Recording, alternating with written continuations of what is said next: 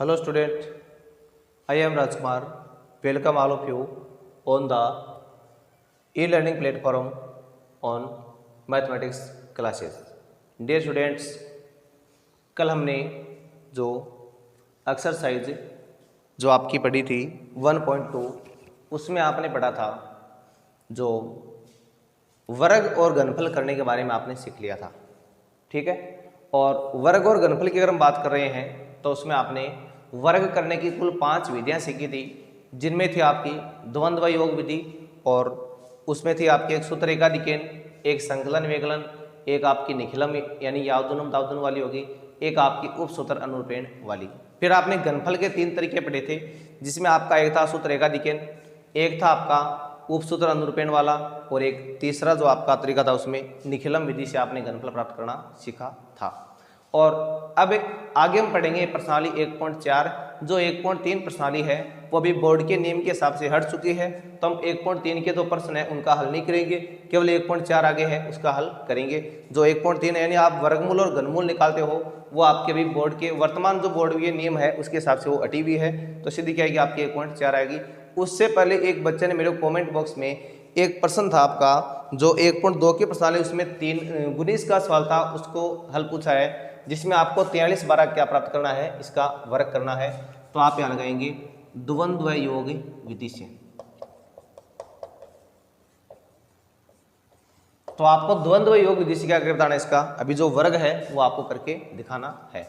तो देखो आपको इसमें कैसे करना पड़ेगा 43 12 का वर्ग। तो पहले आप लिखोगे 4 का द्वंद्व है, 4 का द्वंद्व आ गया, फिर आपने एक बढ़ाया 43 का द्वंद्व है, उसके बाद में 431 का द्वंद्व है, उसके बाद में 4 3 1 2 का द्वंद्व है। यानी पहले आपको 1 से लेकर बढ़ाना है इनको, 1 का फिर 2 का फिर 3 का फिर 4 का, अब इधर से कट करना वापस, यानी 312 का द्वंद्व है।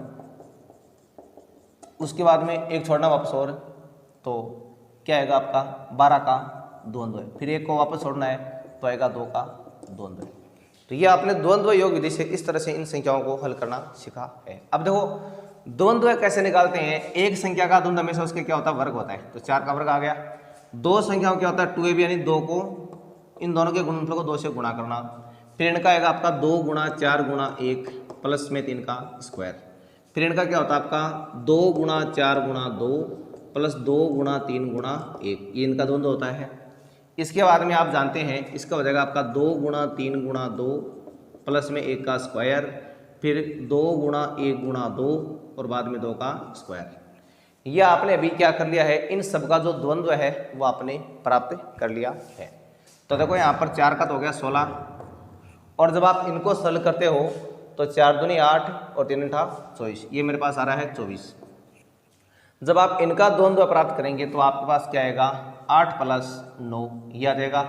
और जब आप उनका द्वंद्व प्राप्त करेंगे तो पहले आएगा 16, उसके बाद में आएगा 6, और उसके बाद जब आप उनका द्वंद्व करेंगे तो क्या आएगा 4 3 12 और प्लस में क्या आएगा 1 आ जाएगा, उसके बाद में आ जाएगा कितना 4, फिर आ जाएगा कितना 4। अब देखो इसको आगे सरल करने पर मान आपका आएगा 16, फिर 24, उसके बाद में आ रहा है 17, फिर कितना आ रहा है 22, उसके बाद में आ रहा है 13, फिर आ रहा है 4, उसके बाद में आ रहा है 4।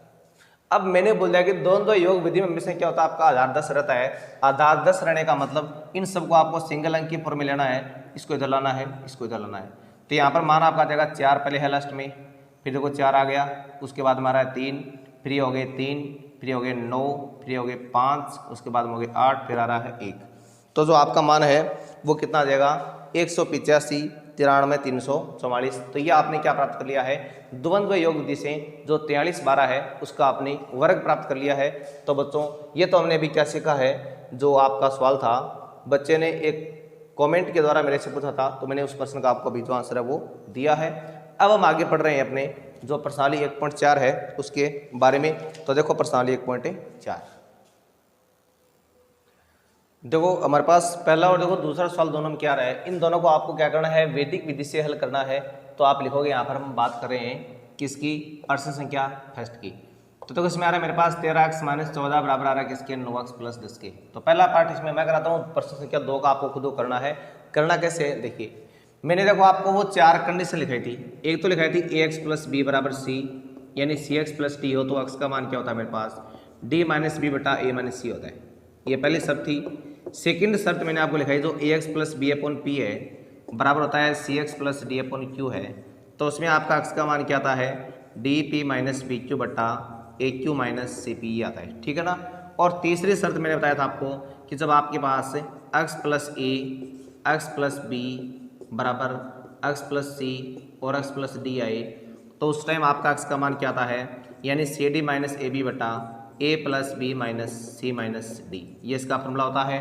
चौथी मैंने शर्त आपको बताई थी कि जब आपके पास m बटा एक्स प्लस ए प्लस एन बटा एक्स प्लस बी बराबर क्या आ जाए 0 आ जाए तो वहाँ पर एक्स का मान क्या आएगा माइनस में M B plus N A बटा एम प्लस एन, ये आपने फॉर्मूला पढ़ा था, ठीक है ना।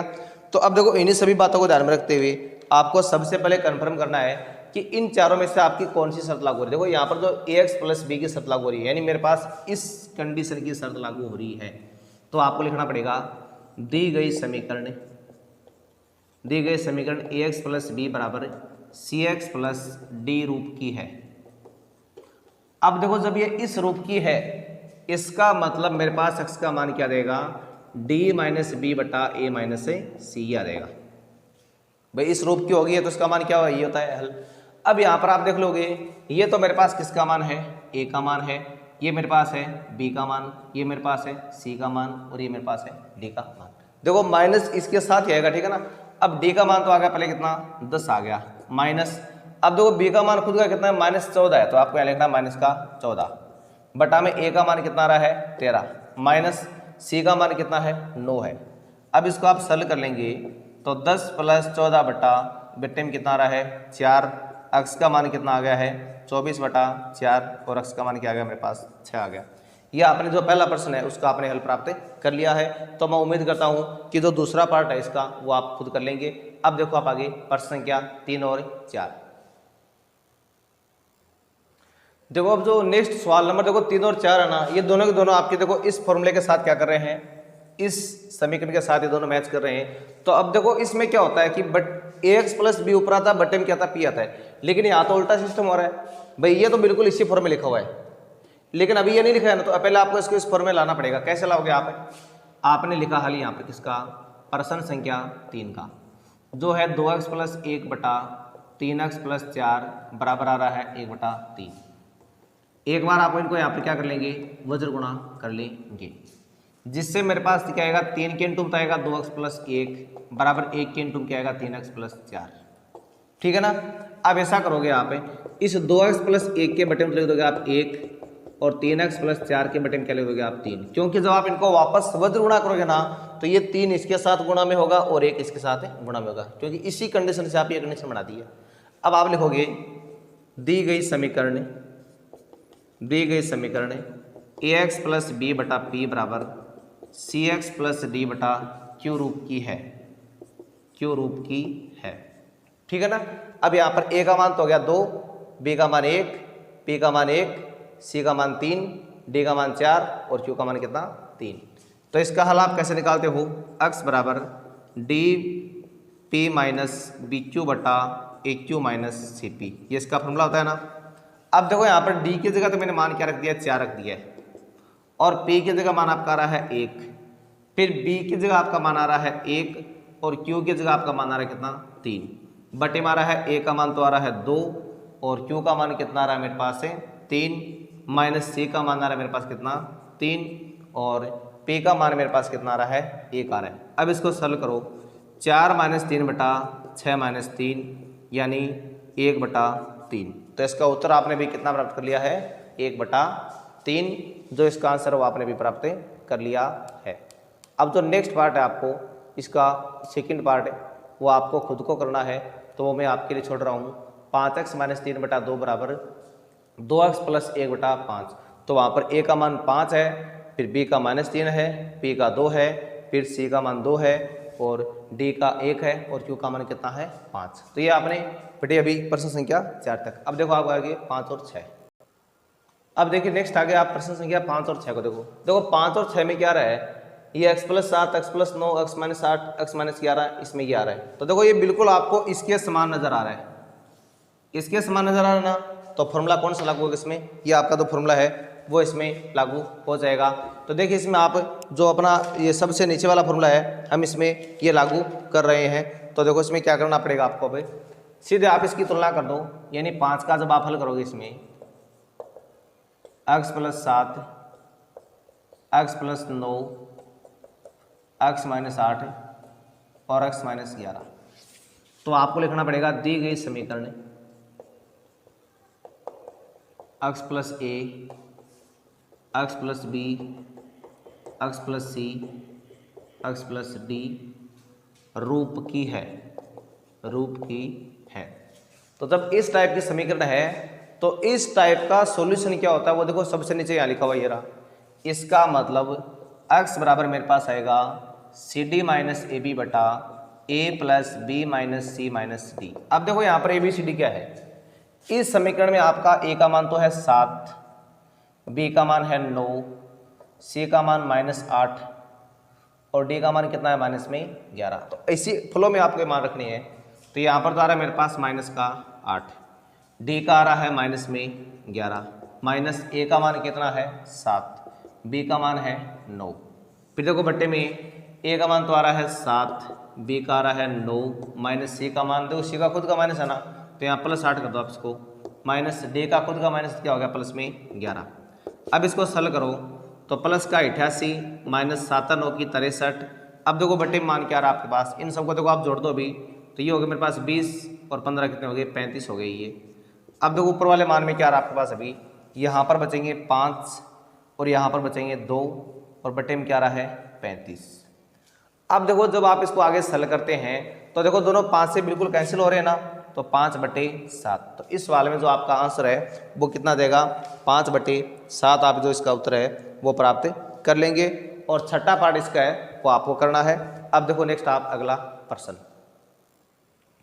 देखो। अब हम इसमें बात करें आगे जो प्रश्न संख्या 7 है उसकी, देखो हल देखो 7 आप इसमें है a/x + 1 - 2/x - 1 = 0।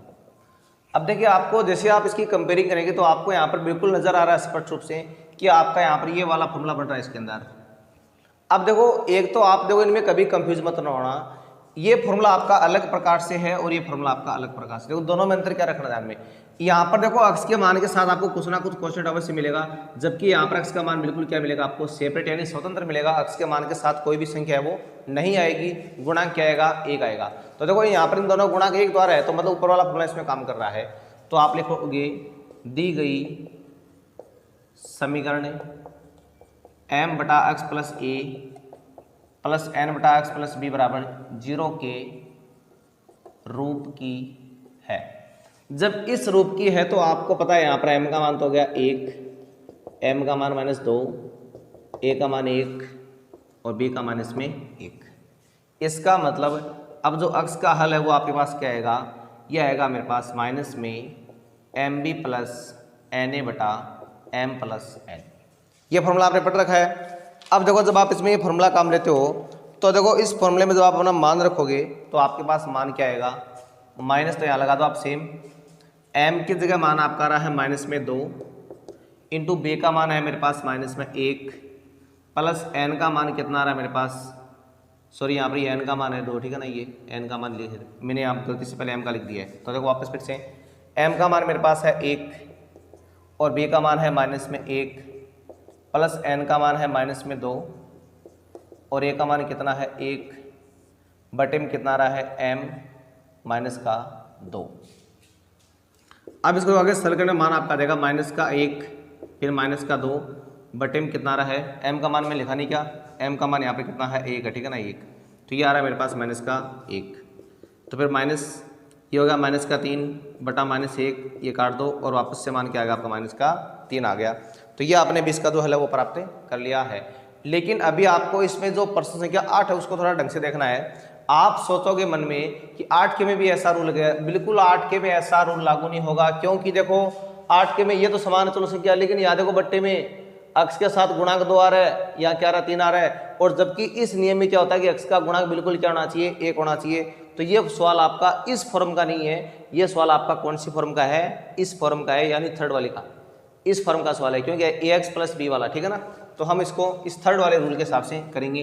कैसे करना है तो देखिए आप इसको 8वां पार्ट में आपको करवा रहा हूँ। तो देखो 8वां पार्ट कैसे आपको, तो देखो 8वें पार्ट में आपके पास ये आ रहा है यानी 5/2x - 1 - 9/3x - 2 बराबर 0 आ रहा है।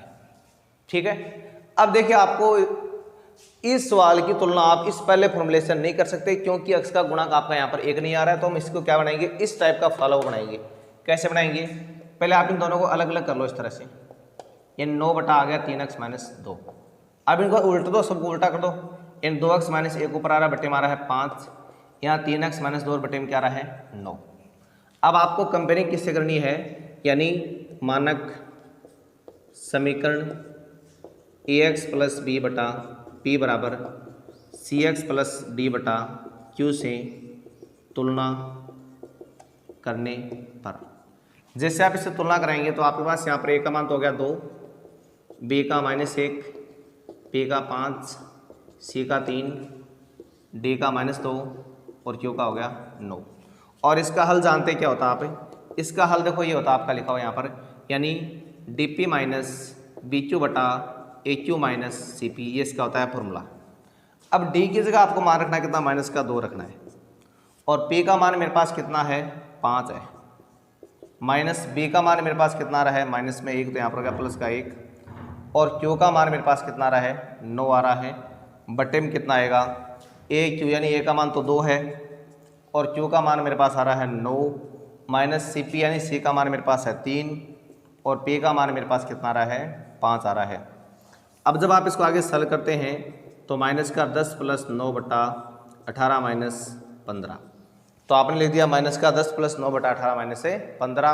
और इसको आप आगे अगर सॉल्व करते हो तो आपका मान आ जाएगा -1/3। तो इस सवाल का आपका हल कितना प्राप्त हो गया आपको, -1/3। ये आपने इसका जो अभी हल है वो प्राप्त कर लिया है। तो ये था आपके सवाल संख्या 8 तक। अब आगे देखिए आप नेक्स्ट, अभी तक जो हमने प्रश्न पढ़े हैं ये 8 तक है, ये बिल्कुल सूत्र वाले जो सवाल है वो आपने पढ़े हैं।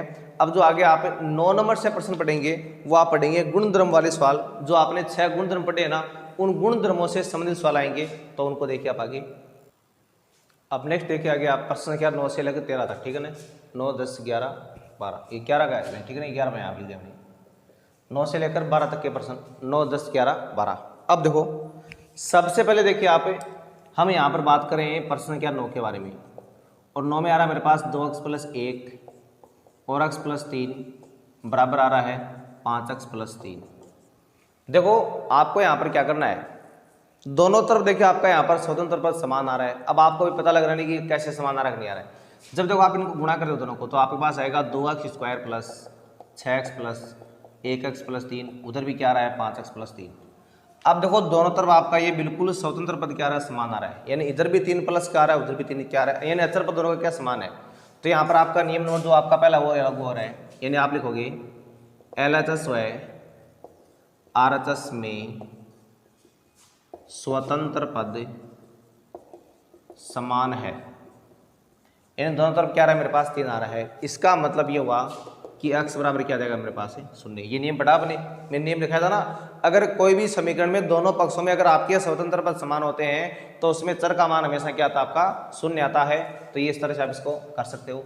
इसी तरह को आपका सवाल नंबर 11 भी देखो सेम टू सेम ऐसे ही है। कैसे, देखो 11वें प्रश्न में मेरे पास ये है x + 1 x + 9 बराबर है x + 3 और x + 3। देखो आपको यहाँ पर सीधे पता लग रहा नहीं है कि स्वतंत्र पद आपका समान है या नहीं है। तो इसके लिए पहले आप इनको देखो गुणा करवा लो। इनको गुणा करने पर आएगा मान आपका x² + 9x + 1x + 9, उधर आ रहा है मेरे पास x² + 3x + 3x + 9। तो इधर भी 9 आ रहा है, इधर भी क्या आ रहा है 9 आ रहा है। तो आपको वही शर्त लिखनी है LHS व RHS में स्वतंत्र पद समान है। इसका मतलब चर का मान मेरे पास क्या रहेगा 0, यानी x का मान मेरे को कितना प्राप्त हो गया है 0 प्राप्त हो गया है। तो ये तो था आपका कौन सा सवाल नंबर 9 और 11। अब देखो जो आपने 9 और 11 नंबर सॉल्व कर लिया है तो उसके बाद देखिए आप आगे सवाल नंबर 10 और 12 को। तो सबसे पहले आप देखो सवाल नंबर 10 को। 10 में आ रहा है मेरे पास कितना a × x - 1 + b × x - 1 बराबर आ रहा है c into x minus 1 plus d into x minus 1। अब देखो यहाँ पर क्या है, मैंने फिर बाद में आपको एक गुणधर्म और पढ़ाया था। उस गुणधर्म में आपने ये पढ़ा था कि अगर आपके पास किसी भी समीकरण में एलएचएस व आरएचएस के प्रत्येक पद में एक सार्वगुणनखंड आ रहा है, सार्वगुणनखंड का मतलब एक्स माइनस 1 इसके पास भी है, इसके पास भी है, इसके पास भी है, इसके पास भी है, चारों के पास क्या रहा है, एक्स माइनस 1 सार्वगुणनखंड आ रहा है, तो उस सार्वगुणनखंड का मान क्या होता है आपका, शून्य होता है। तो आप लिखोगे यहाँ पर चूंकि एलएचएस व आरएचएस में प्रत्येक पद में सार्वगुणनखंड x माइनस 1 है। जब देखो x माइनस 1 सार्वगुणनखंड है, इसका मतलब क्या आ गया मेरे पास, सार्वगुणनखंड का मान क्या आ गया, शून्य आ गया है। इन x का मान मेरे पास कितना आ गया है, 1 आ गया। ठीक है ना, ये सवाल अपने ऊपर से हो गया, जो प्रश्न संख्या आपका 10 है वो हो गया है। अब इसी तरह आप देखो जो 12 नंबर सवाल है उसको देख लो आप साथ में। 12वें प्रश्न में है x/2 प्लस x/3 बराबर आ रहा है x/4 प्लस x/1। देखो यहाँ इसमें प्रत्येक पद के साथ देखो x गुणा में आ रहा है, क्या आ रहा है ना भाई, यहाँ 1/2 गुणा x, 1/3 गुणा x, 1/4 गुणा x, 1/1 गुणा x, तो सब में आपका x क्या आ रहा है, सार्वगुणनखंड आ रहा है।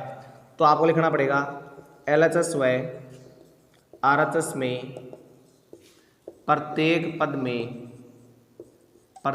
पद में x सार्वगुणनखंड है। x क्या है, सार्वगुणनखंड है, इसलिए सार्वगुणनखंड का मान क्या देगा आपका, शून्य आ जाएगा। तो x बराबर कितना प्राप्त हो गया आपको, 0 प्राप्त हो गया है। तो ये आपने भी क्या पढ़ा है, सवाल नंबर 12 था उसको पढ़ा है। अब आगे देखिए आप नेक्स्ट सवाल 13 और 14 नंबर सवाल। देखो बच्चों अब आगे आप सवाल नंबर जो 13 और 14 है उसको देखिए। सबसे पहले हम बात करते हैं किसकी, सवाल संख्या 13 की।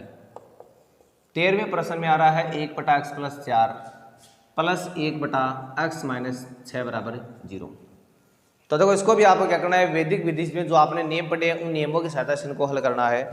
तो मैंने आपको एक नियम बताया था कि अगर आपके पास आरएचएस के अंदर क्या हो, 0 हो, और एलएचएस में जितने भी पद है उन सब में अंश का मान क्या हो, समान हो, तो उस कंडीशन में हरों का जो योग है वो क्या होता है, शून्य होता है।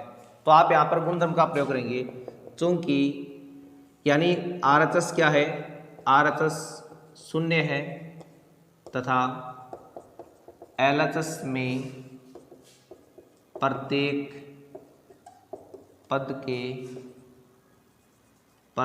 पद के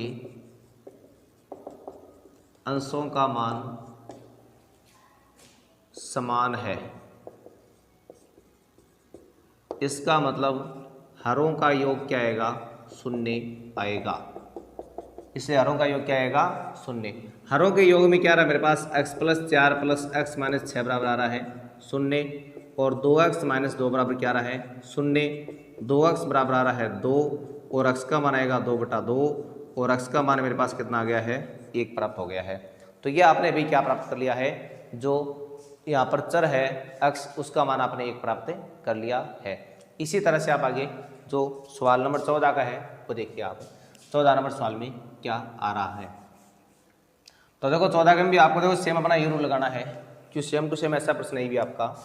इसमें आ रहा है 5/3x + 2 प्लस 5/2x + 8 बराबर 0।